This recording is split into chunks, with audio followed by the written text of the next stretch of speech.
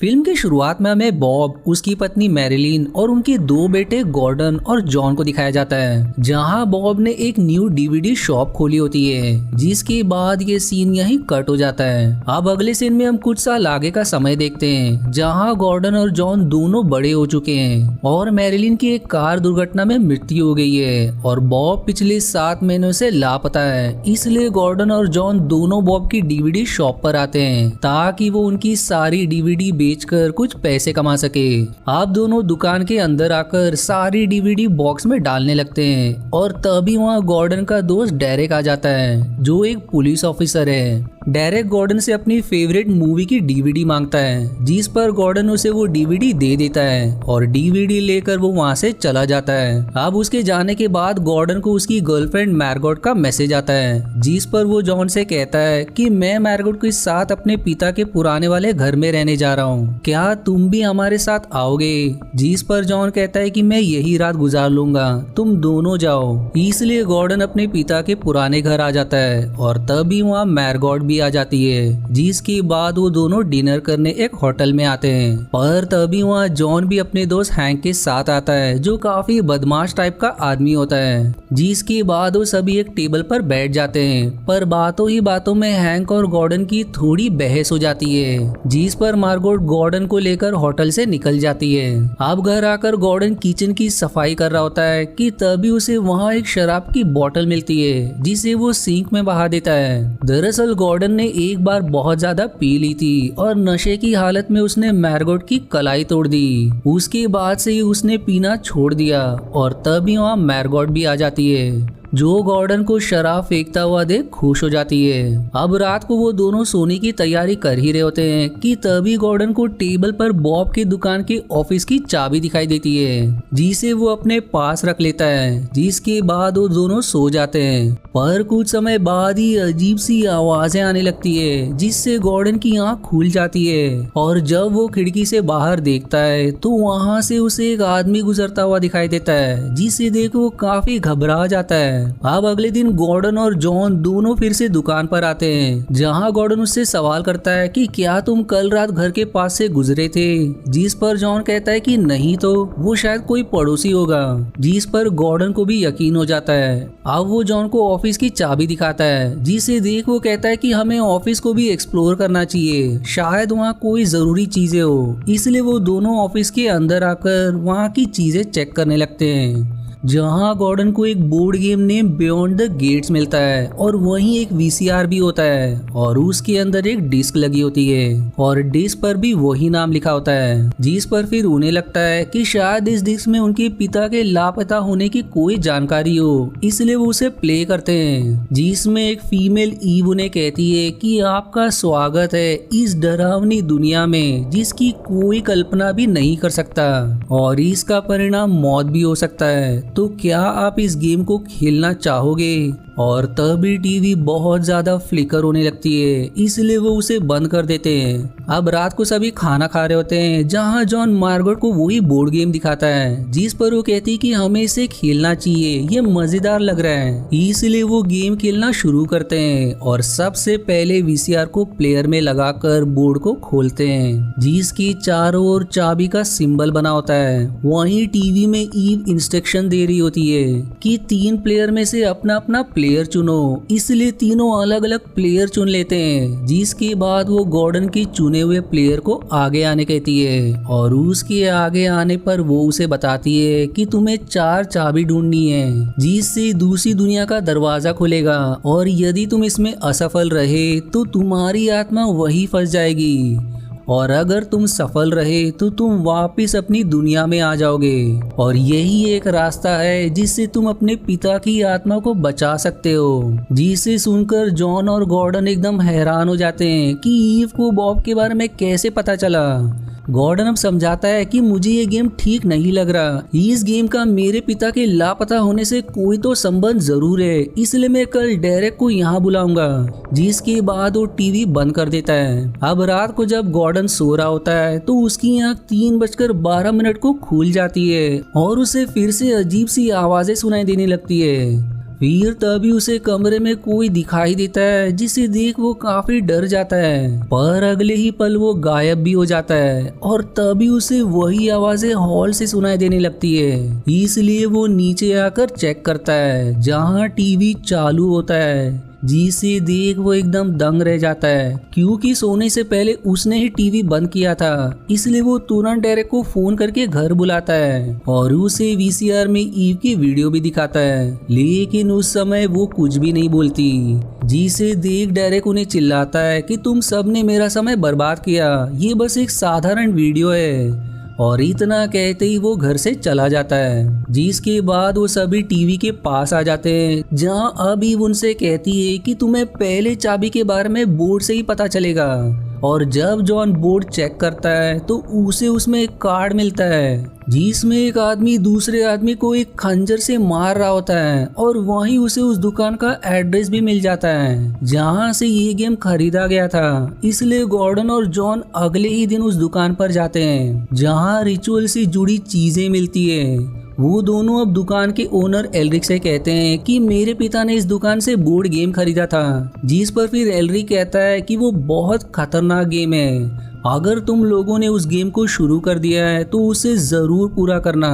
वहीं जॉन को दुकान में वही खंजर दिखाई देता है जैसा कि कार्ड में बना था, इसलिए वो उसे चुरा लेता है। अब वो दोनों घर आकर फिर से गेम खेलना शुरू कर देते हैं जहां ईव उन्हें इंस्ट्रक्शन पढ़ने को कहती है। और जैसे ही गॉर्डन इंस्ट्रक्शंस के पेपर को उठाता है वो एकदम से खाली होता है, पर अपने आप ही फिर उसमें सारे इंस्ट्रक्शंस दिखाई देने लगते हैं। अब इंस्ट्रक्शंस के अनुसार जॉन एक डाइस घुमाकर 4 में से एक कार्ड पलटता है जिसमें द ड्रिफ्टर लिखा होता है, जिस पर ईव कहती है कि इसके पेट के अंदर से तुम्हें पहली चाबी मिलेगी। वहीं बोर्ड पर उन्हें एक फोटो भी दिखाई देता है जिसे देख गॉर्डन कहता है कि ये मुझे हमारे बैकयार्ड का फोटो लग रहा है। इसलिए वो घर के बैकयार्ड में आकर खुदाई करने लगते हैं जहां उन्हें खोदने पर जमीन के अंदर एक टीन का डब्बा मिलता है जिसके अंदर एक गुड्डा होता है।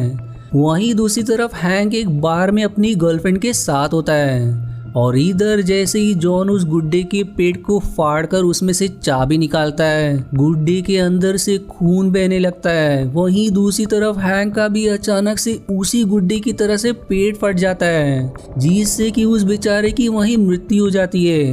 अब जॉन को उसका दोस्त तुरंत फोन करके खबर करता है कि हैंक की अचानक में ही मृत्यु हो गई है, जिसे सुनकर वो एकदम घबरा जाता है और उसी गुड्डे को देखने लगता है जो कि हैंक की तरह ही लग रहा था। पर उसे मार्गोट समझाती है कि ऐसा कुछ नहीं है, ये बस एक खेल है। इसलिए अब वो पहली चाबी को गेम के ऊपर रखते हैं और उसके रखते ही उन्हें 20 मिनट से कुछ आवाजें सुनाई देने लगती है। और जब वो वहां जाकर देखते हैं तो उन्हें अंदर एक गेट दिखाई देता है जिसे देख वो हैरान हो जाते हैं। अब गॉर्डन जैसे ही उस गेट को छूने वाला होता है उन्हें फिर अपने पीछे किसी के होने का एहसास होता है, इसलिए वो सभी बेसमेंट से ऊपर आ जाते हैं।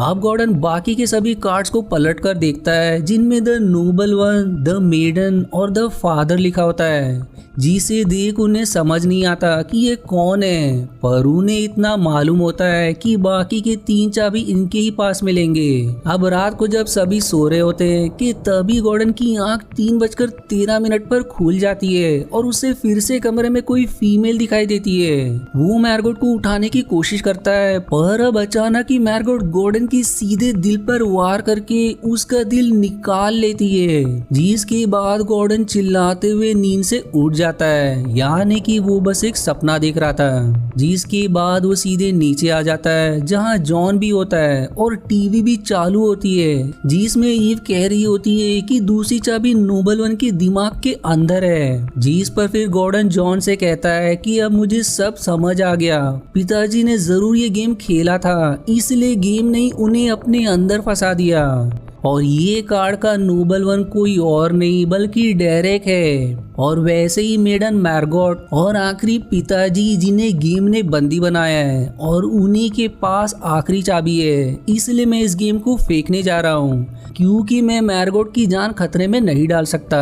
और इतना कहते ही वो गेम कचरे के डिब्बे में डाल देता है। अब अगले दिन जब वो हॉल में आता है तो वहाँ फिर से गेम ओपन होकर टेबल पर रखा होता है, जिसे देख गॉर्डन हैरान हो जाता है। दूसरी तरफ मैर्गॉट एल्रिक से मिलकर उससे गेम के बारे में पूछती है, जिस पर वो कहता है कि इस गेम को खत्म करने के दो ही रास्ते हैं, एक तो मर जाओ या दूसरा इसे पूरा करो। और जो भी ये गेम पूरा कर लेता है तो ये गेम अपने आप ही मेरे पास वापस आ जाती है। जिसे सुनकर मैर्गॉट हैरान हो जाती है। इधर गॉर्डन और जॉन घर के गार्डन में होते हैं कि तभी उन्हें गेट के बाहर किसी के आने की आवाज सुनाई देती है। और जब वो वहां जाकर देखते हैं तो वहां डायरेक्ट शॉटगन लिए हुए उनके ही घर की तरफ बढ़ रहा होता है। इसलिए वो दोनों उससे बचकर एक जगह छिप जाते हैं। उन्हें समझ नहीं आता कि डायरेक्ट गन ले उनकी तरफ क्यों आ रहा है।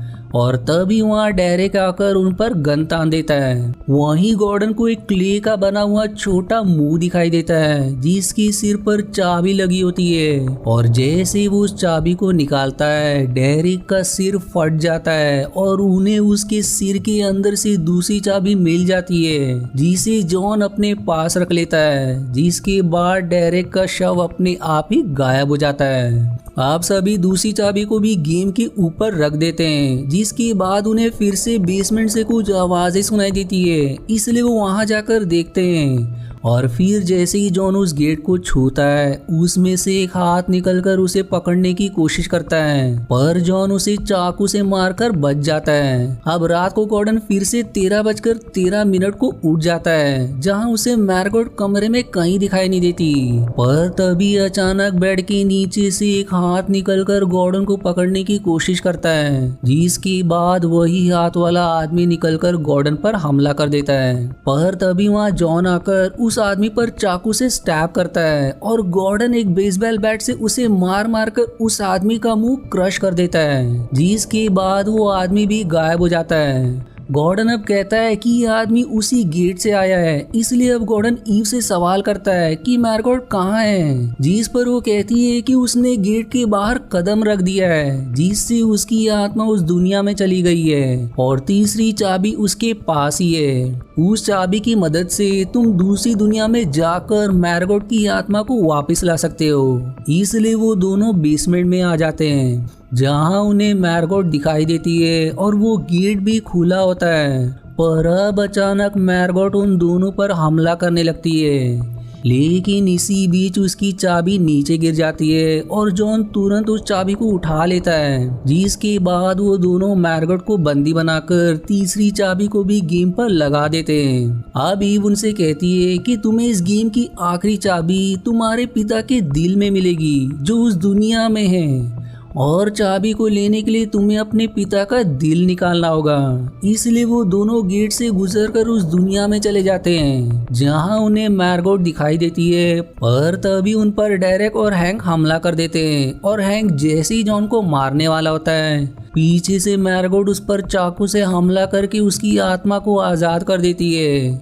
वहीं गॉर्डन भी उसी खंजर को डेरेक के सिर में घुसाकर उसकी भी आत्मा को आजाद कर देता है। पर अब उससे लड़ने उसके पिता बॉब आ जाते हैं, जहां गॉर्डन उनसे भी लड़कर उनके दिल में चाकू घुसाकर उनका दिल बाहर निकाल लेता है। और अब वो दिल रोशनी में बदलकर चाबी बन जाती है, जिसके बाद बॉब मरते हुए गॉर्डन का धन्यवाद करते हैं, क्योंकि उसी की वजह से उनकी आत्मा को शांति मिली। आप सभी बेसमेंट से ऊपर आकर चौथी चाबी को भी गेम के ऊपर रख देते हैं और उनके ऐसा करते ही सभी फिर से असली दुनिया में पहुंच जाते हैं, जहां मैर्गॉट भी अब नॉर्मल हो चुकी होती है। और ईव उन्हें बधाई देती है कि आप सभी ने बहुत अच्छे से गेम खेला और बॉब के साथ बाकियों की भी आत्मा को आजाद कर दिया, जिसे सुनकर वो खुश हो जाते हैं। फिर अगले सीन में गॉर्डन मैर्गॉट के साथ उस घर से निकल जाता है, जहां जॉन भी उनसे कहता है कि मैं भी इस घर को बेचकर यहाँ से चला जाऊंगा। दूसरी तरफ एल्रिक के पास एक आदमी आकर कोई गेम मांगता है, जिस पर वो वही बोर्ड गेम उसे दे देता है, यानी कि वो गेम फिर से उस दुकान में आ गया।